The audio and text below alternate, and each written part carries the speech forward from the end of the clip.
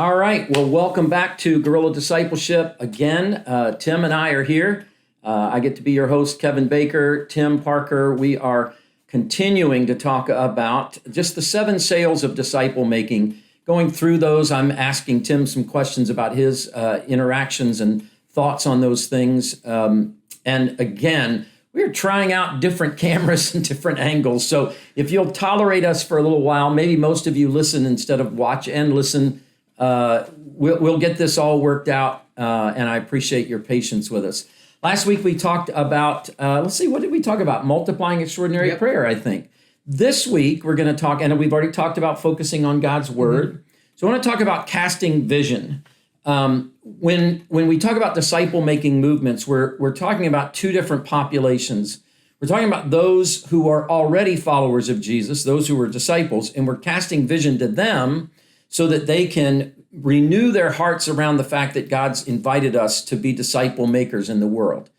Then we're also casting vision at times, or I shouldn't say we're casting vision to, but we're at times talking about those who are not yet followers of Jesus and how God's called us to go and make disciples out of them. So when we're talking about casting vision, I think, Tim, you would agree, we're talking primarily about talking to believers and helping them, because we've become in our culture far too much of consumers in terms of our Christianity. We just come and consume, but God's asked us to be disciple makers, and so we're casting vision to believers to say, hey, there's more to what God wants for you than just maybe what you've been experiencing.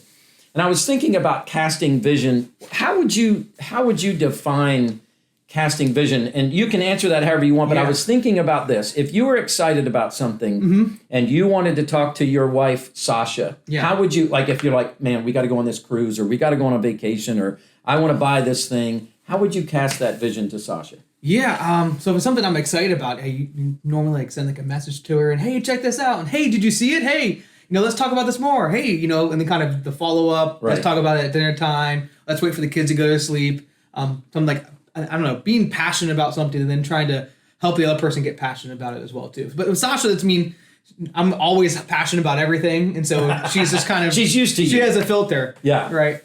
But so you're excited about it. Yeah. But it sounds to me like the first thing you would do is introduce the idea to her. Yeah. Hey, I've got this new idea. Yeah. I got a new idea every minute, but I got another one right now I'd like to talk to you about. Yeah. Is that right? Yeah, so I was at the dentist on Tuesday, and I was driving through Olney, and I saw the banner, hey, we have the Chamber of Commerce. And I went online and found the thing. It's like, hey, we should take the kids to this, right? So that's kind of like casting vision. She's like, does it cost money? And I said, no. And she's like, well, we can consider it. And I was like, we should really consider it, right?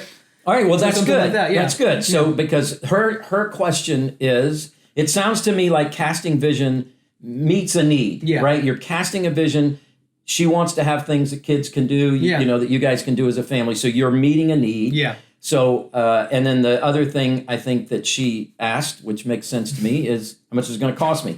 Right. So if we're talking about casting vision to believers about making disciples, what is it, the need that we're meeting? What do you think we're meeting? What's the need that meets in believers?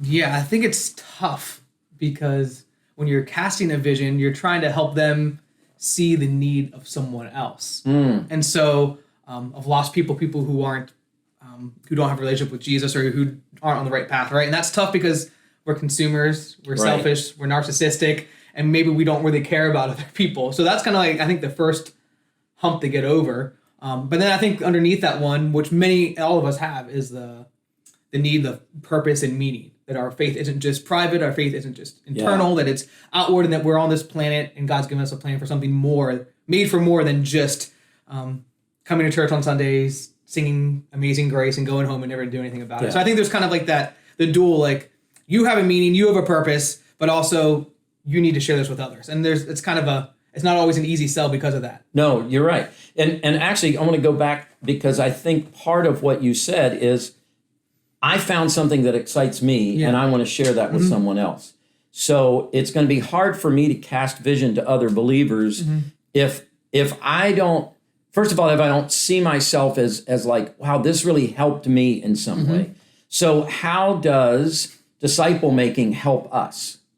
How does it help me if I'm a disciple maker? Certainly, hopefully, it's going to help those who are far from God. But how does it? By the way, I don't ever tell him what I'm going to ask him. So I am really just coming right at him. And so give him a break as I'm just coming at him. But how does it help me as an already follower of Jesus to go out and help God, be used of God to help others become followers of Jesus? I'll use the phrase I stole from someone, that you grow as you go. There you go. That you're actually growing more, I think, exponentially as you go out and live your faith, have spiritual conversations, interact with other people, share your mini testimony, your elevator pitches, whatever.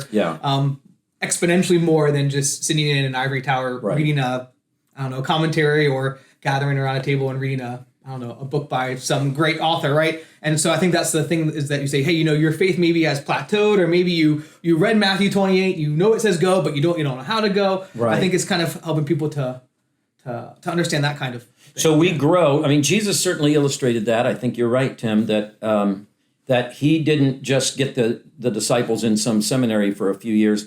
He actually got them engaged in ministry, and they grew by doing what he was inviting them to do. And so my own spiritual growth is dependent on me being activated and engaged in what God's invited me to do. Yeah. Go ahead. Add to that, I actually had a conversation with Silas here at Oakdale. Oh, yeah. He was talking about serving in a homeless ministry for a couple of weeks or something like that. And he talked about how his faith grew so much and how it was really challenging and really trying, and his prayer life grew. And I said, tell me what was better, I think week or two that you served in the homeless ministry, or 52 weeks of doing Bible study. Where did you grow more? And he said, definitely the 2 weeks serving in the homeless ministry. Yeah, hands down. That's so good. Yeah. So, and that's something that we've got to reorient ourselves in our culture around. One of the reasons we're not doing disciple making as much is because we keep thinking we're not ready, and God keeps saying you'll never get ready until you go in and do it. So, in terms of also, though, a reason to get excited about that is I think it begins to make the New Testament come alive. I actually begin to see, like you just had an encounter today, as a matter of fact. We don't have to go into that or not, but I know that the whole of God's kingdom begins to come alive when we put ourselves in a place where he can use us as disciple makers. Jesus said right at the end of Matthew 28, and I'll be with you forever, always. So there's this, man, do you want to say anything about that story? I'll say I think about this idea that it is activation, right? I think sometimes we read the New Testament and we go, well, isn't that nice? Like, isn't that special? Well, that's good for them, right? And then we start multiplying extraordinary prayer. Then we start focusing on God's word, reading, hearing, sharing, obeying, right? And we start doing all these things. And then all of a sudden, we start seeing some of the things that happen in the book of Acts happening. You go prayer walking in a neighborhood for people, and random people text Oakdale's number where we both work and say, hey, I want to surrender my life to Jesus. Yeah. And it's no coincidence that it was in the community we were prayer walking in. Exactly. Right? You see that kind of stuff. Like, I went home and told Sasha I was so excited about it. And she's my wife. And she's like, well, why are you shocked? And I was like, what do you mean? She's like, that's what God does. This is what happens when you sow the seeds. But we don't always see it. And so it is good. Hey, let's talk about pastors for a second. Yeah. You've been a pastor how long have you been a pastor? I'll be 11 years here, July 1st. 11 years. Yeah. So, and I've been a little bit longer, just a little bit more than that. What's the number one thing that you think pastors, in your experience, what are pastors experiencing that frustrates them? What's the number one frustration of pastors in your thoughts? My gut reaction, because I call it my hot take, just fresh off the line, apathy. Apathy in the people that they're serving. It's just like people are apathetic. You have another worship service, have a Monday, Friday, Good Friday, Monday, Thursday, Good Friday. No one really cares. You do another book study or Bible study, the same people come. You preach a great sermon and people come up and say, wow, that was amazing. And maybe there's an altar call. Maybe people recommit their lives to Christ. Yeah. And then the next week it just... Same thing. Yeah, I think there's just a lot of apathy. They're doing all the work, trying to energize the congregation, and the congregation... It's just every week coming and whatever. Yeah. So if we were casting vision to pastors and we said, hey, how's your disciple making going? Because a lot of times pastors compare how their attendance is, but just because somebody shows up doesn't mean that they're engaged, as Tim has been saying. Yeah.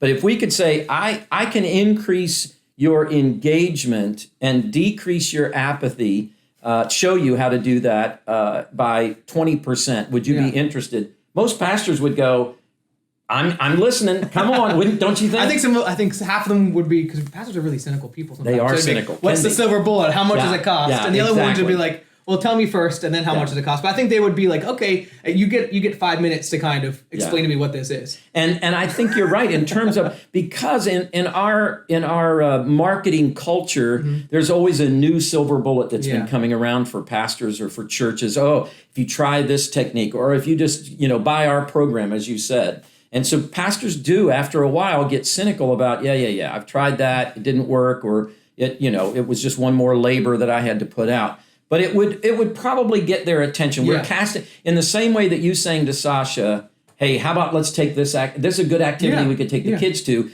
She's always looking for that. Pastors, I think, are always looking for, how can I get beyond the routine, the apathy? How do I get my church excited? How do I get them motivated? And how do I see, the church move forward? I think if we could, so that's a way to cast vision to them. I think a part of it, maybe I'm going to the next stage or going off topic, is that sometimes part of casting vision is realizing that you gotta knock the dust off your sandals. And so I have some friends who are pastors and say, hey, we got this really cool disciple making training, I want to go through it, and I reached out to a whole bunch of people, and just 2 or 3 people eventually went through the training with me. Right. And it was people who were my closest friends and who have the same heart that I have. But I was like wanting all my friends back in Pennsylvania to go through it, and it just kind of right. And so I didn't worry about those who weren't going through it. I focused on the ones who were. And why do you think the others didn't go through it? I mean, everyone has their excuses. But what would you say? I think they kind of like, is this a silver bullet? Is this one of Tim's other crazy ideas? The biggest one was, I'm too busy doing church stuff. Yeah. I'm too busy doing ministry that I can't live it. Yeah. Which was, they didn't necessarily say it that way. No, right. But that was kind of what, I'm leading so many Bible studies and doing so many hospital visits that I just can't possibly make time for Jesus. Which is kind of so. I think that's right. I think I've experienced that too. I think that pastors are busy and burdened, and they don't know how to make room for one more thing. They barely can get through what they're already doing. And I know part of casting the vision for me is just the difference in my life between trying to do ministry in my strength and seeing exactly what you've just experienced, where as you begin to put the principles of disciple making in place, the kingdom just opens. God's already at work, and this is the pattern that he's given us. So that's another vision casting. Let's talk, though, for those who might not be pastors listening to us. If some of these folks are trying to cast vision to their friends, maybe the people that they go to church with, or how would you say, what's a good way to begin that conversation? You have any thoughts on how to cast vision to other believers? It's kind of tough in the context. I think it's my always go-to answer for anything is do it over a meal. Okay. So right. Invite them to have dinner or lunch or something. Right, because then you at least have the same motive, which is to eat together and to spend time together. And if it goes what you think might be horribly wrong, at least there's still some food involved. There's some sort of nourishment. Food has a way of breaking the ice. Yeah. I think it's just a way to do it.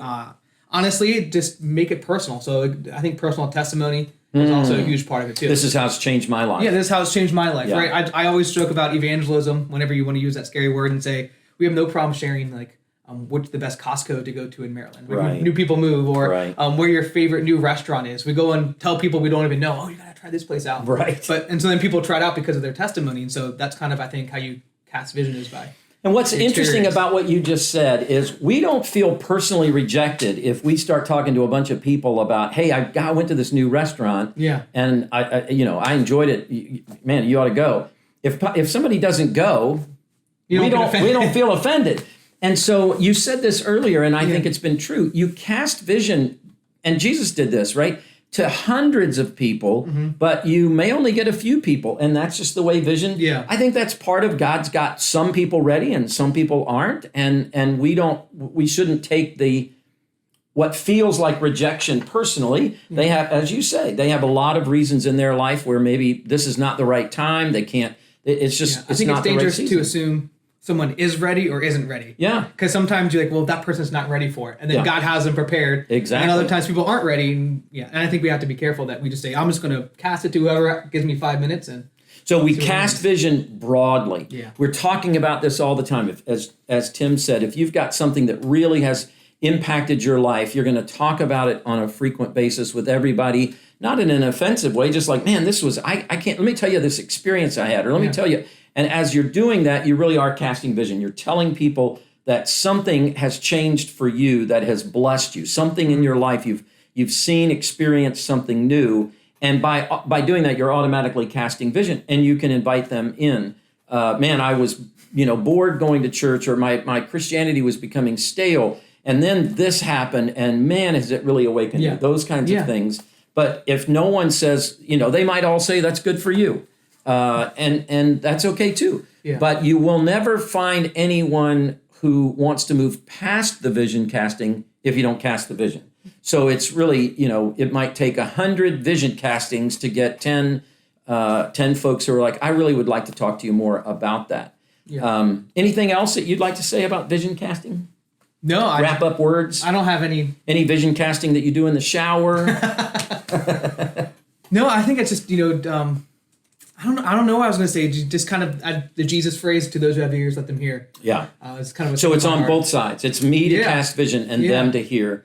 And you're not responsible for their reception. Exactly. You're just responsible for what you say, and so you say it regardless of what happens. I'll say this, and it's not quite like casting vision, but I want to kind of double down on what I said earlier about don't make someone's decision up for them. I remember I was doing some church planting work, and I was meeting with a guy who was helping me do some food stuff, because that was way we were kind of getting some access into different areas, and I had assumed, because of his background and his history and some conversations, that he had no interest in ever talking about Jesus or anything. He's a good guy, going to be a good partner, but kind of wrote him off. And he kept really pressing in, like, what are you doing for Easter? Well, what are you doing? And can I be a part of it? And finally I looked at him and I was like, hey, like what do you want to know? He's like, no, tell me all about this stuff. And I ended up talking to him and inviting him, had some great spiritual conversations, and he came and became a part of us. And I went home and repented, because I was like, wow, I'm not going to use his name because he might want to watch this video, right? I made his decision for him. Yeah. But God had been preparing him, and who was I to stop him? Right. Stop him from allowing to cast his vision or partake in it. I already made his mind up for him, and that's dangerous. That is so dangerous. And so that was, when you do cast vision, don't be like, that person won't be interested, because it might be the last person you think is interested that will actually. That's true. Sometimes it is the most unusual or the ones that we would have never expected. It reminds me, I had a conversation yesterday with a guy that it's not quite a year ago, but it's been several months ago. He and I were talking, and he was talking about some issues and struggles that he had, and asked me for help. And I said, well, I can tell you how to get a new church started for no money. And because he was in that vein. And we had a little bit of conversation, and then it dropped. And I thought, well, he's just not interested. And so then he brought it back up again to me 2 days ago. We had a conversation last night, and I'm meeting with his team next week, next Wednesday. So it wasn't the right time, or he was busy. Yeah. I think he was the one that said, I'm sorry, I got so overwhelmed and busy with other things. But man, I'd really love to address it again. So I think it is like fishing for men, right? Jesus said, I'm going to make you fishers of men. You're fishing. Sometimes you put your lure in one particular spot in the lake and nothing happens. Then you go back and everything's changed. I like what Grace says, who did some DMM training with you. She says it's not like fishing with a line. It's like fishing with a net. With a net, yes. You're just throwing the net out and you're pulling it back in. If you've ever gone fishing with a net and you're trying to catch feeder fish, you throw it out and you pull it back and you throw it out. You're not just focusing and honing in on one area hoping for the big catch. That's good. You just keep throwing the net out. I love that. I love that. All right. So hopefully that was helpful to you on some vision casting as you begin to think about, who could I cast vision to? How can I do it? Make it conversational, organic. Don't overplay this. And this is not a big sales pitch. This is just, I've gotten excited about something and I'd like to share it. Text it to someone. Hey, would love to share with you something that's changing my life, or however it is. And watch what God will do. As Tim said, don't judge who's going to reject and who's going to accept, and don't take it personally if no one responds right away. Next week, Tim and I will be talking with you about, we're going to talk about training believers. What would that look like? How do we do it? So Tim will be full of knowledge, and I'll keep asking him questions. Thanks for being here. Again, if you have any questions for us, T. Parker at Oakdale.church, K. Baker at Oakdale.church. Hey, God bless you all. We'll see you soon.